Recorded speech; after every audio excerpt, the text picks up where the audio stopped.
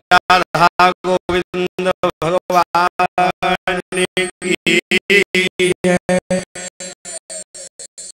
तो बस ये जीवन का सार है, भजन करो और कैसे करो, अर्जेंट माने तत्काल, इसमें विलंब नहीं करना है।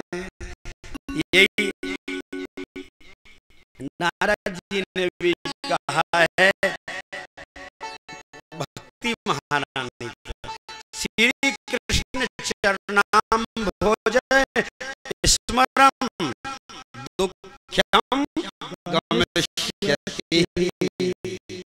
भगवान का भजन करो, दुख तो अपने आप चले जाए, पर विडंबना भजन तो करना नहीं चाहता और दुख का मिटाना चाहता है। रोना रो तो महाराज ये मिट जाए, ये हो जाए, अरे भैया भजन करो, अपने आप हो जाएगा सब।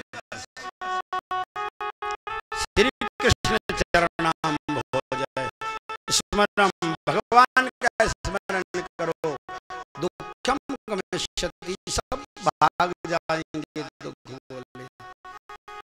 अब महाराज जब नारद जी ने विश्वास किया कि अब मेरे से काम नहीं चलता तो वो रक्षा करेगा, उसी समय आकाशवाणी,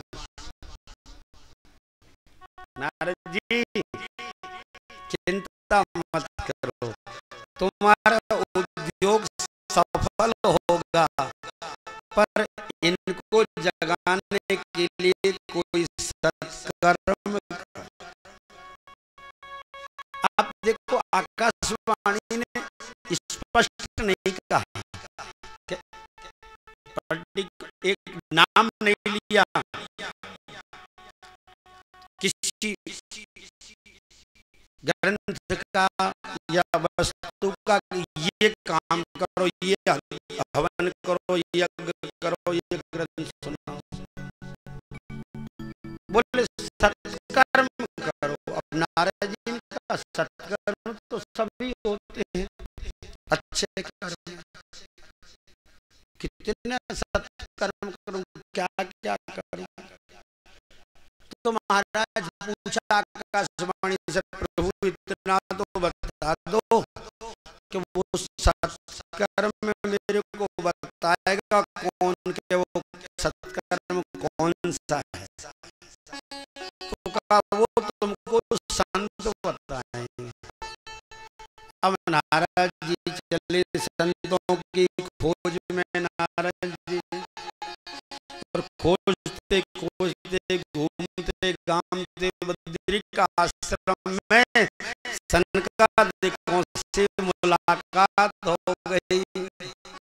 उन्होंने पूछा उदास क्यों हो? नारद जी ने कहा इसीलिए उदास हैं, अब आपसे बड़ा संत कौन होगा? आप तो महाराज देखने में लगते हो कि बच्चे हो, और वास्तव में आप बच्चे नहीं हैं। आप तो देखत बालक लेकिन बहुकालीन, बहुत समय से हैं। तो महाराज सनकादिकों ने कहा कि नारद जी बस एक काम कर दो इनके लिए, तो क्या? बोले भागवत जी सुना दो, ज्ञान वैराग्य जाग जाएंगे। नारद जी ने शंका की, भागवत जी तो सुना देंगे पर उसमें एक समस्या है। क्या? कि जो मैंने वेद वेदांत की ऋचाएं सुनाई हैं, ब्रह्मसूत्र के पद सुनाए हैं और गीता पाठ सुनाया है, जो कुछ सुनाया है वो ही सब भागवत जी में, उससे अलग थोड़ी है। फिर भागवत जी से कैसे जाग जाएंगे? सनकादिकों ने कहा कि माना कि वेदों का सार है भागवत, लेकिन नारद जी यहाँ दो उदाहरण दिए गए हैं। एक उदाहरण दिया सनकादिकों ने दूध का और घी का, दूसरा दिया गन्ने का और शर्करा। क्या बोले? जैसे मान लो माता बहन ने घी में पूड़ियां तल रही हैं रसोई, अब पूड़ियां रह गई, आटा बचा है और घी खत्म हो गया। अगर कोई ये समझे कि घी कैसे बना है, दूध से ही बना है ना, तो चलो कोई बात नहीं, घी खत्म हो गया तो बाकी पूड़ियां घी में तल लेते हैं, तो संभव है क्या? बोलो, बनना उसी से है, लेकिन वो संभव नहीं है। इसी प्रकार गन्ना घर में रखा है और सरकार का काम करना है, तो वो गन्ना काम नहीं करेगा, शक्कर की जगह शक्कर काम करे, उसी से बनी है।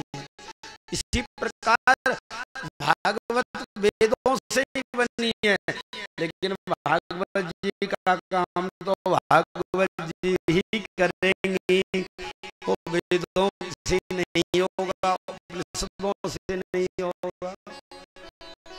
ये उसका निचोड़ है, रस है, सारांश है। जैसे दूध का रस सारांश क्या होता है? घी होता है। गन्ने का सार क्या है? शर्करा है। उसी प्रकार वेदों का सार है श्रीमद् भागवत कथा। बोलिए भागवत भगवान की।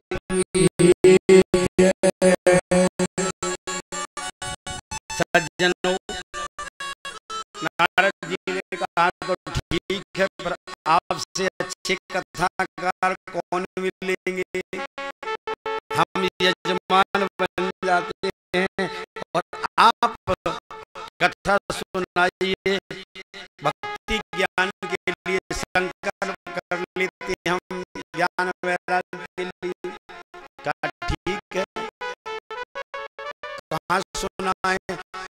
यही सुनाओ, पवित्र भूमि है, बद्रिकाश्रम है। सनकादिक बोले यहाँ कुछ संत तो आ जाएंगे, पर कथा का लाभ तो सबको मिलना चाहिए। हमने अभी बताया था ना, सार्वभौमिक होना चाहिए, व्यक्तिगत नहीं है। तो मेरे को लाभ मिले, जितना ज्यादा लोगों को लाभ मिलेगा उतना आपकी कथा सफल होगी।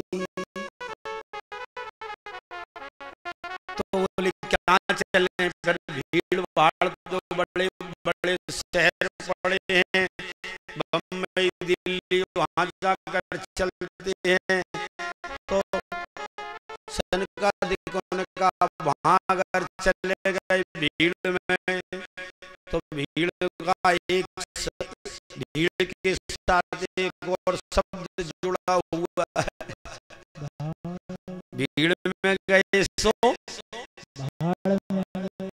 तो वो बाढ़ में नहीं जाना है। बोले हमको तो क्या करे, बोले ऐसी जगह चलो कि जहाँ गृहस्थों को भी लाभ मिले, संतों को भी मिले, और ज्यादा भीड़ भाड़ भी न हो।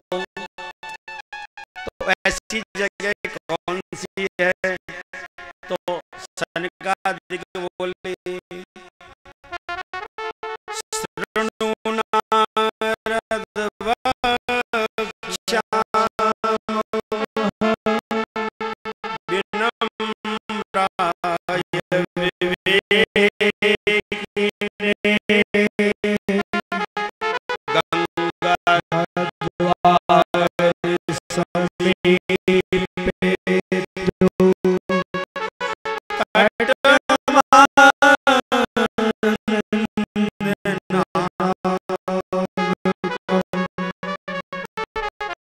आनंद नामक वन है हरिद्वार में, गंगा द्वार समीपेतु। हम इस कथा का आयोजन हरिद्वार में रखे, क्यों कि संत भी हिमालय से उतर के नीचे आ जाएंगे, ज्यादा तकलीफ नहीं होगी, कुछ ग्रस्त लोग भी आ जाएंगे, और यहाँ हम कथा सुनाते हैं। अब हरिद्वार में ये कथा हुई सज्जनों, और कथा जब समाप्त हुई तो यहाँ पर लिखा है कि कथा की समाप्ति पर कीर्तन हुआ, और जैसे ही कीर्तन होने लगा तो बोले भक्ति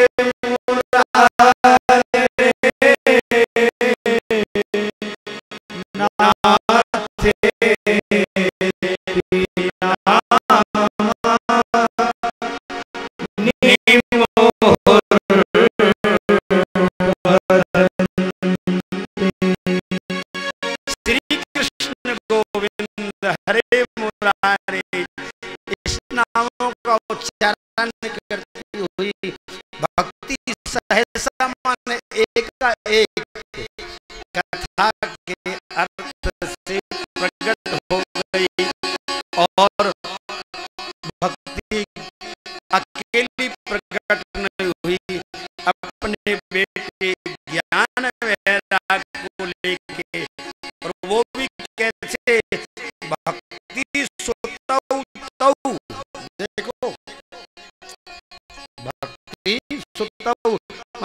बेटों को लेके आई, पर कैसी तरुणौ गृहीत्वा, तरुण अवस्था में थे दोनों, वहां बूढ़े पड़े थे।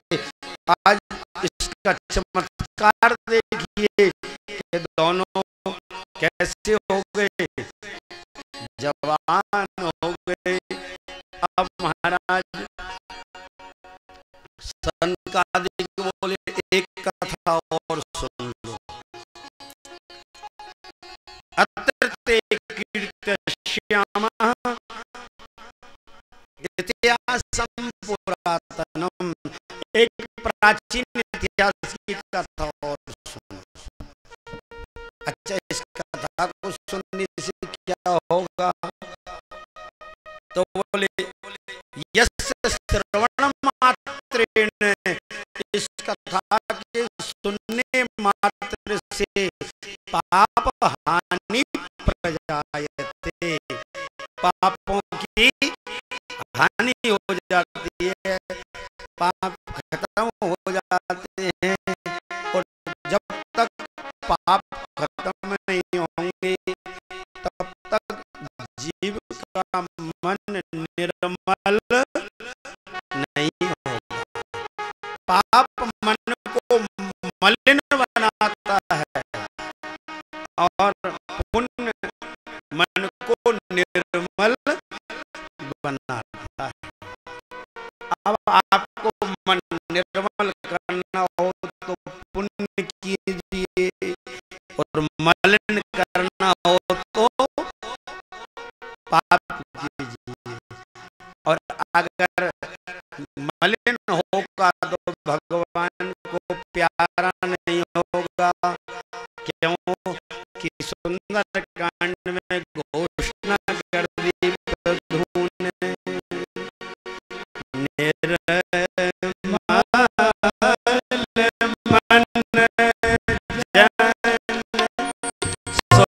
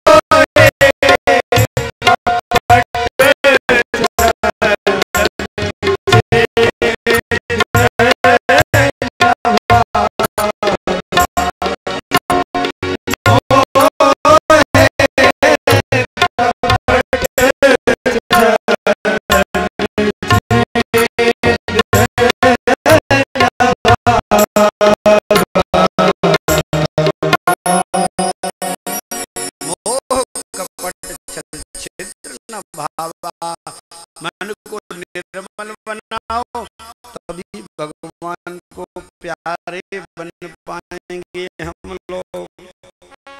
तो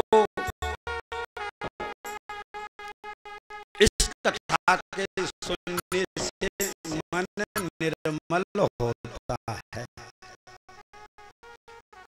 सुनाइए महाराज।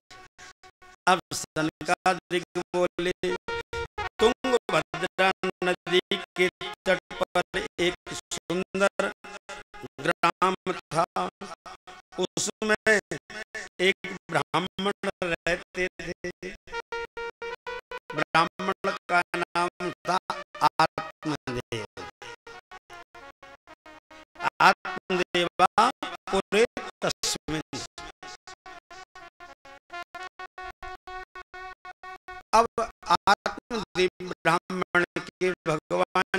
कृपा से सब कुछ था। धन धान्य का बड़ा वैभव, वेद वेदांग में निपुण ब्राह्मण, सब कुछ ठीक था। लेकिन अगर कुछ नहीं था तो क्या, न पुत्रो नापि पुत्री, वाह, न उसके बेटा और न बेटी, न पुत्रो न पुत्री, वाह, और ततश्चिंता दरो भ्रष्टम, बस इसी चिंता में दिन रात वो रहे। एक दिन इतना ज्यादा चिंतित हो गया, हमने कहा ना चिंता वाला व्यक्ति धीरे धीरे डिप्रेशन में जाता है, अपना मानसिक संतुलन खो देता है। इसलिए कभी भी चिंता किसी चीज की नहीं करना चाहिए, क्योंकि एक जरा विचार तो हम करें कि हमारे चिंता करने से होगा क्या। पहले ये सोच लें कि हम जिस विषय में चिंता कर रहे हैं वो हमारे बस का है क्या। नहीं है तो फिर व्यर्थ में क्यों चिंता। अब ये चिंता तो हो गई, ब्राह्मण देवता तो ये जो है डिप्रेशन में आ गए, मानसिक संतुलन खो दिया और आत्महत्या करने चले गए।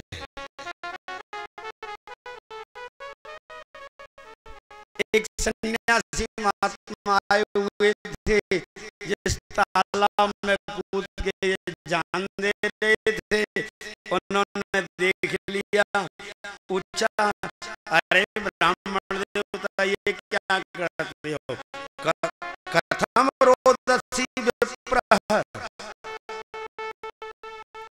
तुम कहते चिंतावली असी, जरूर तुमको कोई चिंता सता रही है। महात्मा बोले, बद तुम सत्वरम मह्यम स्वस्थ दुःखस्य कारणम, अपने दुख का कारण बताओ, मैं उसका निवारण करूंगा। बोले महाराज क्या करूं, प्रजा दुखेन शून्यो हम, मैं जो है प्रजा यानी संतान से दुखी हूँ, मेरे कोई संतान नहीं है।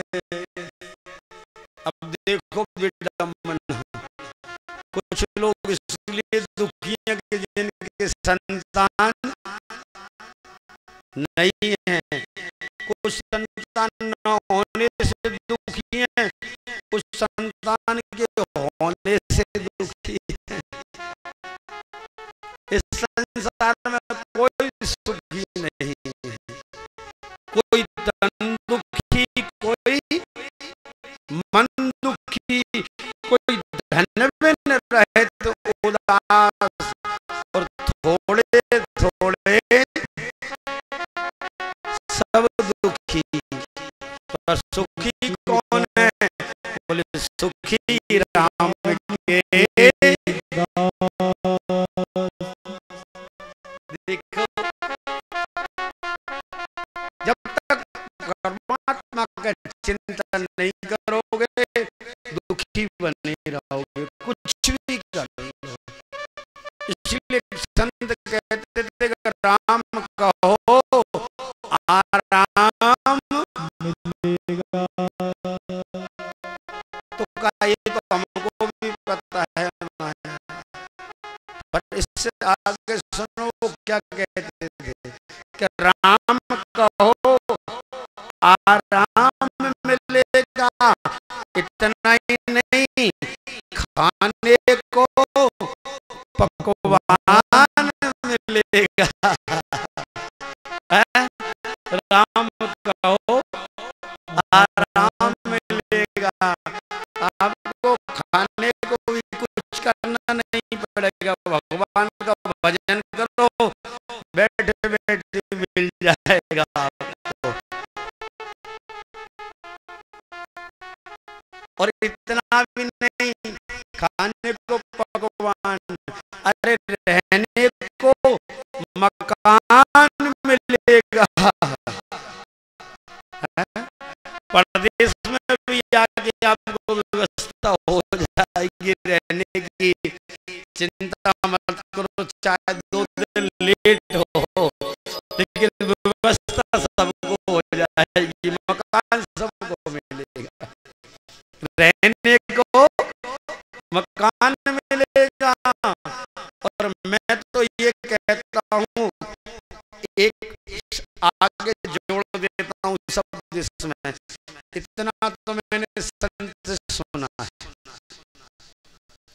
पर आगे मैंने एक बात अनुभव किया कि जब भगवान के कहने से भगवान मिल रहे हैं वास्तव में, और मकान भी मिल, सब कुछ मिल रहा है, तो अभी हम लोग ट्रेन में बैठ के आए हैं कथा सुनने, पर इसी तरह आप यात्रा करते रहे तीर्थों की, तो ध्यान रखना आपको ट्रेन से यात्रा नहीं करना पड़ेगी। तो बोले राम कहो आराम मिलेगा, और चलने को वायुयान मिलेगा,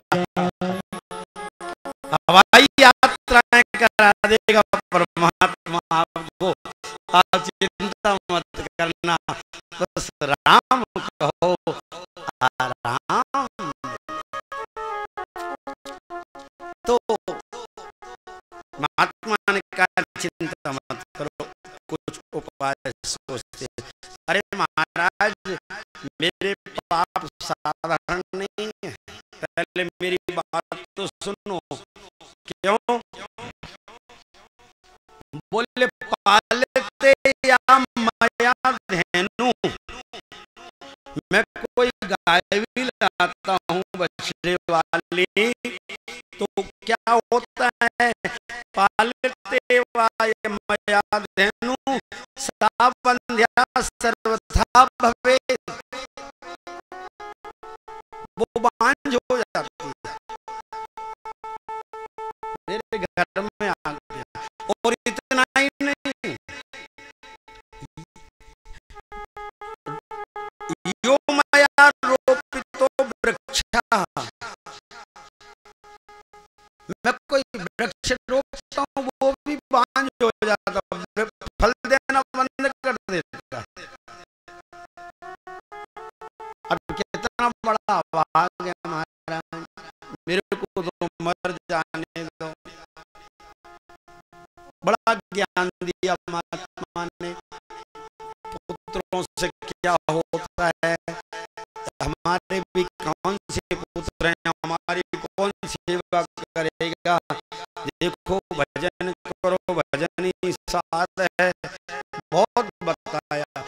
लेकिन सज्जनों मैंने ये देखा है कि जो विषयी जीव होता है ना,